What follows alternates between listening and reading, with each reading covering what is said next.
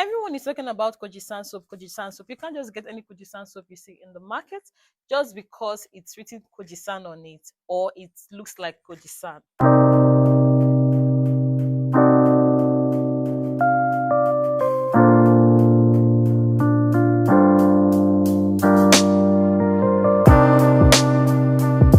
Hey guys, welcome to my channel. Gloria here. If you're coming across this channel for the first time, you are welcome.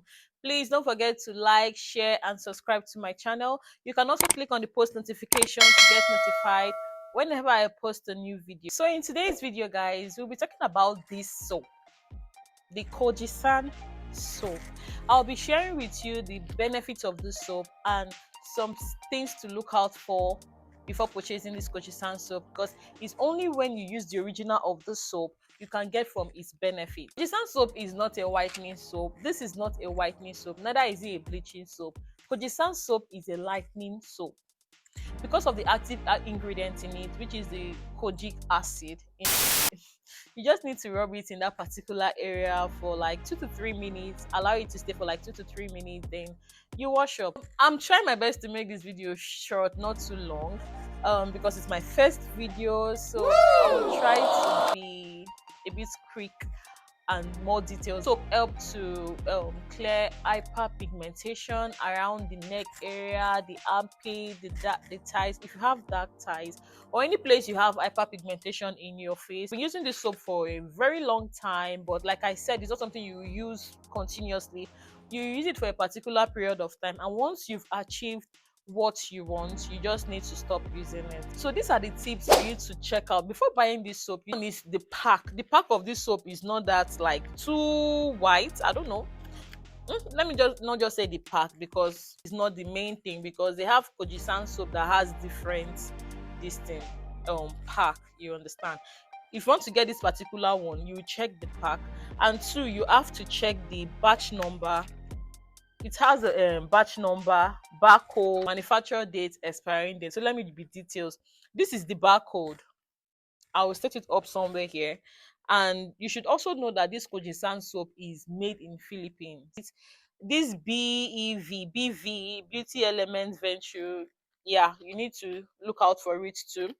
You need to look out for the manufacturer dates and expiring dates, and note that original Kojic San soap, the lifespan is 2 years. Most of the fake I saw in the market was around 3 years, some was 4 years. I was like, no, this is not Kojic San soap. So these are the things to check out for. Once you see this, and it has Kojic San stamp on it.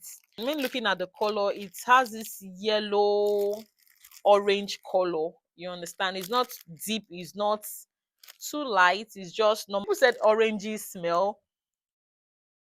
I mean, I don't know, but it smells nice. You can also perceive it because there are some Kojic San soap that even though you seal, you can't even get the nice fragrance. It will just be just like that.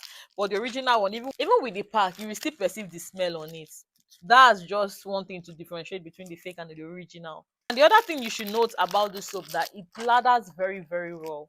So Kojic San soap you buy and it did not lathers very well is the fake. This soap and water, they are not good friends like that, because once you put Kojic San soap close to water or any place, or maybe you put it near water, anything, it melts easily. So one thing you should always do about this soap is, if you just want to make, like, if you are just economical about your things and everything, you just need to get it, divide it depending on the size you want, then take it to the bathroom, and it will last you compared to when you use it like this, except maybe you have the money to get, or you have a shop plug where you know that once it's finished you can easily get it from the store or from the person that sells it. If you are using this soap, you must also have a good moisturizer, because this soap is very dehydrating. Like, it dries you up because of the kojic acid ingredient in it, which is the active ingredient.